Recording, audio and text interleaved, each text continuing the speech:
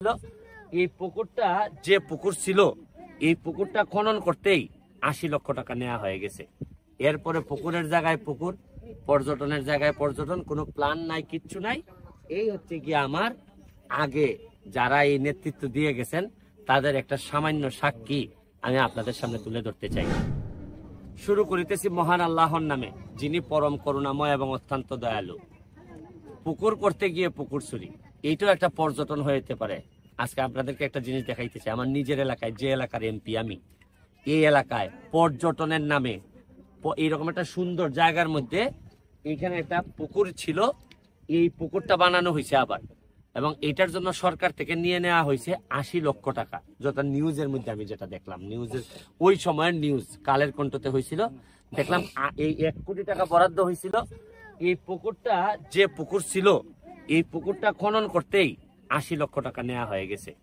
এরপরে পুকুরের জায়গায় পুকুর, পর্যটনের জায়গায় পর্যটন, কোনো প্ল্যান নাই, কিচ্ছু নাই। এই হচ্ছে কি আমার আগে যারা এই নেতৃত্ব দিয়ে গেছেন তাদের একটা সামান্য সাক্ষী আমি আপনাদের সামনে তুলে ধরতে চাই।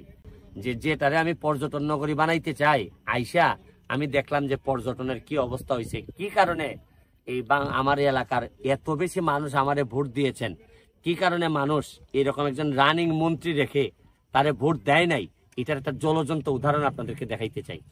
এইটা করতে গিয়া ১ কোটি টাকা শেষ, পুকুরের কোনো কাজও নাই, কিচ্ছু নাই। পুকুরে ৭ বছর ধরে এইভাবেই পড়ে আছে পানি, অথচ এটা পুকুরই ছিল। এটার ৮০ লাখ টাকা খরচ করা হয়েছে। আর ২-৩টা চেয়ার বেঞ্চি বসাইয়া ২০ লাখ নাই। রাষ্ট্রের সরকারের ১ কোটি টাকা এখানে শেষ, অথচ উন্নয়ন বলতে কিচ্ছুই হয় নাই। এখানে যিনি মেম্বার সাহেব, স্থানীয় মেম্বার সাহেব, আপনি কি তা শুনছেন? একটু শুনছেন? যেটা আমার বাড়িও হয়, আমি জন্মগত হয়। আর ওই যে পুকুরটা যেটা কোথা হইছে, এটা আগে পুকুরের লাগা নাছিল, আগেই পুকুরের মতো ওই যে নিনা জায়গা আছিল, যেটা সামান্য একটু খনন করছে। আর ওখানে কটা চেয়ার বিল্ডিং ফেলাইছে আর একটা ওয়াচ ব্লক করছে, পর্যন্ত ফালাইয়া শেষ। যে আমরা ভাবুন যে খাত যখন অফ রয়েছে, এখন যে এখনো ৬০ লক্ষ টাকার নাকি একটা ফেসপাস আছে। আপনারা এই মানে বিষয়টা কি জানেন, আমি কারণ আমি বিচার দিতে চাই না, কিন্তু বাস্তবতাটা মানুষের সামনে চলে আসা উচিত। এবং আমার এলাকায় যতদিন আমি এমপি থাকবো, প্রতিটা কাজ এইভাবে আমি চাই একদম ক্যামেরার সামনে হোক, সবাই যেন আমাকে চ্যালেঞ্জ করতে পারে। আজকে আগের আমলে যদি সাংবাদিকরা বা অন্যরা যদি চ্যালেঞ্জ করতো, তাইলে হয়তো এতটুকু গুনাহ করা সম্ভব হইতো না। এখানে কালের কণ্ঠের একজন মানে কালের একজন সাংবাদিক আছেন, আপনাকে আমি একটু শুধু জিজ্ঞেস করবো যে এই যে নিউজটা কি ছিল, আমি আপনার কোনো অভিমত নিতে চাই না। নিউজটা কি হয়েছিল? যে পুকুরে কেমনে পুকুর চুরি করা হয় এটা দেখেন। পুকুরের কিভাবে পুকুর চুরি করা হয় এটা দেখেন। আর ওই আপনার ৮০ লাখ টাকা কিভাবে একটা পুকুর খনন কাজে ব্যয় হয়, এটা প্রশাসন কেন দেখলো না? এই বিষয়টা ছিল। পরে তদন্ত কমিটি হয়েছে, আজ অব্দি কোনো রিপোর্ট আমরা পাইনি। তদন্ত রিপোর্ট কমিটি হয়েছে, কিন্তু তদন্ত কমিটির রিপোর্ট আনার জন্য আরেকটা দরকার হইলে প্রয়োজনে আরেকটা দেখা যায় যে রিট করা লাগে। এই হচ্ছে গিয়ে আমার বাংলাদেশ।